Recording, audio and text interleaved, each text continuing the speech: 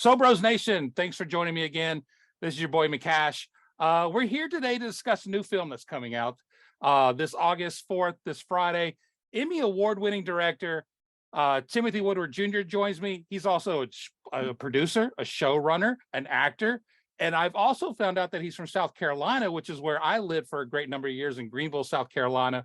Mr. Woodward, how are you today, sir? I'm doing phenomenal. How about yourself? I cannot complain. I don't know where we're catching you in this part of the world right now, but where I'm at in Tennessee, it is hot, hot, hot. And you, my friend, have a hot film on your hands that's coming out this week. Would you please tell these fine folks listening and watching what Til Death Do Us Part is all about? Til Death Do Us Part is a very happy fairy tale movie where two people fall in love, they get together. It's a great love story. No, I'm kidding. It's about a runaway bride who, basically leaves on the day of her wedding, and the 7 groomsmen are sent to bring her back and also to kill her. So it's a little twisted Snow White and the 7 Dwarfs tale, and a 1990s rom-com gone bad. Absolutely. Now, I got to watch the film last night, and I will say it does start out with that vibe of the Hallmark Lifetime movie channel movies that you get during, June for the wedding season and your holiday season, but it quickly turns from that real quick. As we deep dive into the film, I wanted to ask you, though, being from South Carolina, how did you find yourself going from South Carolina to Hollywood to make films? Oh man, I tell people all the time, in another life, I'm probably working at the paper mill or steel mill, because I'm from Georgetown, South Carolina, which isn't too far from Greenville. And we have a paper mill and a steel mill, and that's basically what you do. You grow up and you usually work at one or the other. And me, though, I would go to the movie theater with my mom in Myrtle Beach, South Carolina, this 99-cent theater that she would take me to. And she would sneak in the candy, and, I'd get to see her every other Saturday. So it would always be a thing to go to the movies on Saturday. And I got super excited when the curtain came up, and it stuck with me. So all throughout, I did some theater in high school. And then when I graduated, it kept staying with me. So I went to school in Charleston, South Carolina for the theater program and film and television program. Found myself doing some audition stuff and teaming up with other people and getting involved in acting in content and acting in TV shows. Did a couple of locally produced shows that were on national cable or television. And, then found myself kicking it around 2010, 11, and, really wanted to move to Los Angeles from Wilmington, North Carolina at the time, which is a film hub. And I just, sank my teeth into directing and, never looked back. Awesome. Awesome. Now, I will say I've seen some of your other work, especially The Call, which I have a question for that I'll save to the end if we have time, but I absolutely love The Call. That cast was phenomenal. If you haven't seen The Call, you definitely need to check it out. It's streaming somewhere. It's easy to find. Now, I will say that I've noticed that you've worked with a lot of the same actors in various projects over time. And in this film, Jason Patric, Natalie Byrne, for example, are 2 of your stars in Til Death Do Us Part. How does that familiarity make your job easier, or does it, in fact? I think it makes it easier because there's a comfort level, there's a trust. And, one of the jobs as the director, besides being able to observe and watch the strengths and the weaknesses of your actors and kind of letting them do their thing, is really to guide. And you have to tell them about a vision that they can't see, and they have to trust you that what you're doing is executing that vision, but that you're also watching their back and making sure that they aren't, making any mistakes, that they're going to come across looking good, that the film as a whole is good. Because actors in general are very about their performance. They're out on the pedestal. They're very concerned. They're worried that, all this doesn't look good, or that does, that may, or it may doesn't, may not. So having worked with people previously gives me an advantage because they know how I work, they know what to expect, and there's a certain level of trust that's already there. So we can focus on the other stuff. We got that out of the way. We trust each other. Let's now focus on making a good movie. Nice. It's nice to have that comfort level there, I guess, on set. Yeah. But speaking of things that aren't comfortable, and that's the action scenes in this film, you put your bride through hell. Natalie Byrne goes through hell as her character, the bride, throughout this film. So I'm wondering if you would take us through what the training was for all those fight scenes that her and the rest of the cast had to go through. Yeah, so they actually spent a lot of time, her and DYSAO, doing a lot of previews and planning stuff out. And they would go to this park and do some stuff and show me, and I would look at them and stuff like that. But Natalie's a natural born ballerina who came into film and who does martial arts and does other things. So when we got on the day to film, and we have Arnold Chun, who's a legendary, stunt coordinator as well on here. But basically we would get to these spots where we were going to be in the house, and we would have a bed and a dresser and all these other things, bookshelf.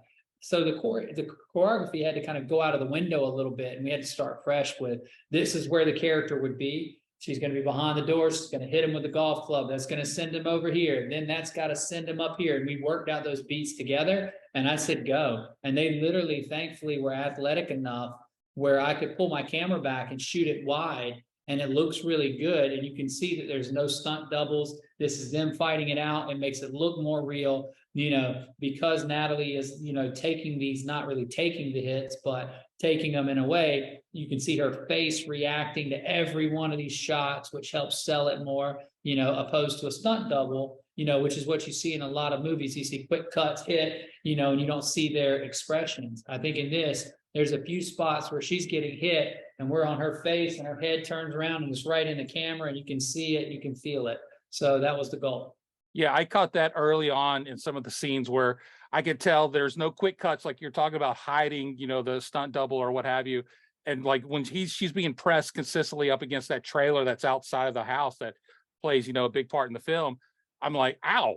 I'm like watching her and I'm like, that hurts. I don't care what you're saying. If, she punches are pulled and such.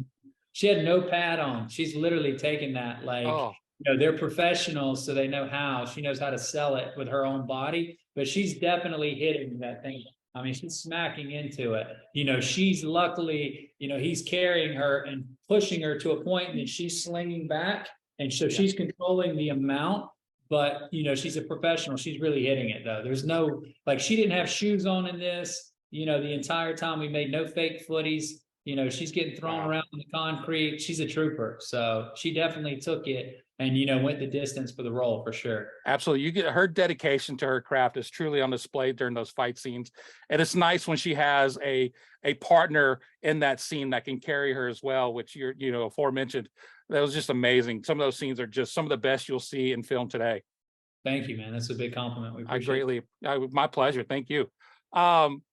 So the scene where the bride and the groom finally meet up at the end of the film, I don't want to give any spoilers away because everybody's got to pay their ticket to go see the film this weekend. I was hard pressed not to laugh when he was at the piano, playing the piano, and the bride walks in behind him, to not start singing to myself, Peaches, Peaches, Peaches from Super Mario Brothers. That just popped in my head for some weird reason. I have no idea why, but I found some humor in a scene that really wasn't supposed to deliver humor. But their tango, if you will, to kind of set up that final duel, just was fantastic. I've never seen a face-off like that in a film before, where they're not talking about how they're going to kill each other. They're basically having one last dance. Yeah, that was the idea, of that. And you know what? A lot of people kind of chuckle when she comes walking up behind, and she's still there and he's playing the piano, and it's like, oh shit. And that's okay. I put a lot of those little moments in there that are not directly, funny, but the situation, but it's still, the movie's humorous. I mean, it's what it is.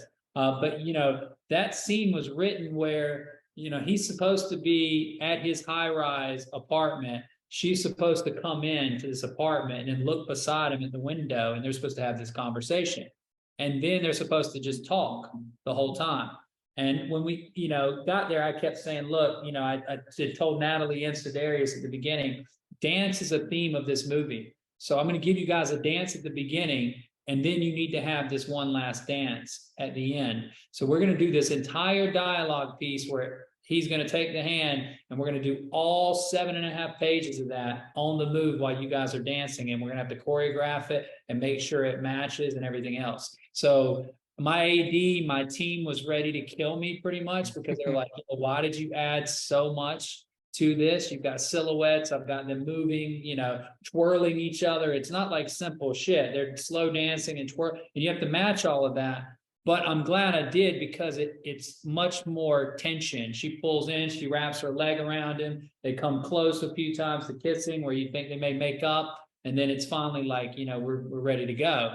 And that's what I was trying to do. I wanted it to be more interesting and the blocking to be more complex than, you know, two people standing and talking. So that's why I kind of have them at the beginning. You know, he's on the piano, his back is turned, they stand up, you know, he comes in closer to her, she crosses over, then he crosses over, grabs it, you know, dance all around, and then they end up right back at the piano before the thing. So there was a lot of elaborate blocking in that. So I'm glad you appreciated that, because it was tough. And, you know, with the distributors and stuff, they were going, oh, you know, I think this might be a little bit, you know, over the top, like as far as like a challenging thing. I'm like, no, it's good. I can get it. I can accomplish it. Like I don't, and I feel like you need that for those characters, because, you know, you found out just then their backstory through the flashback and what happened to them. And we immediately then send the two of them together, and you know what's going to go down.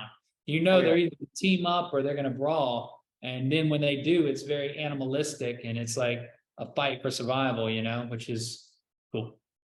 Yeah, it was almost like that final confrontation is like they're consummating their wedding night that actually never happened. Exactly. Exactly. That's their wedding dance. I mean, Yeah. it literally really is. And, you know, that's why if you notice on the piano, there's actually a wedding cake Yep. with a little figure there and, you know, stuff like that we put there on purpose.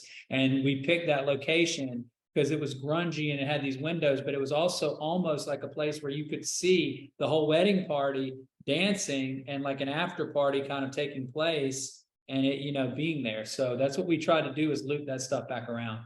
Perfect. I don't want to take much more of your time. You've probably been going through this all day. I do have my one last question about the call I wanted to ask, and then I'm going to have you tell everybody where they can find Till Death Do Us Part. But on the call, you worked with some horror icons. Tobin Bell of the Saw franchise, of course, and then Lynn Shay of the Insidious franchises, plus his comedic classics like Dumb and Dumber, There's Something About Mary.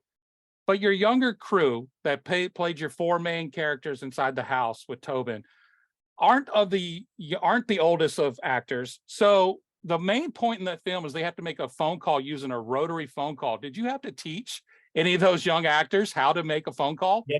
Yes, and they could not. And you know, the youngest one was Sloan, and you wouldn't believe how many times I was like, you have to go all the way around, because he was hit it and do like this, and I'm like, no, dude, you have to go all the way to the clicker. And it's like, how the hell does that even work? They could not figure it out. Oh, that's too funny. I would have loved to have been on set to see that. Well, I thank you again, Timothy, for joining us. Please, as we leave, tell everybody how they can find Till Death Do Us Part this weekend. So it's actually August 4th. So next weekend is releasing. I'm doing these a little bit early, and it's only in theaters. So exclusively in theaters. We're a true independent film, meaning no studios involved. We were lucky enough to get a nationwide release where it's coming out in hundreds of theaters, but we need everybody's support to go check it out, go see it. There's a lot of big movies out, but if you're a fan of indie horror or just good fun comedy and horror, you know, I think it'll be a cool movie for you to check out.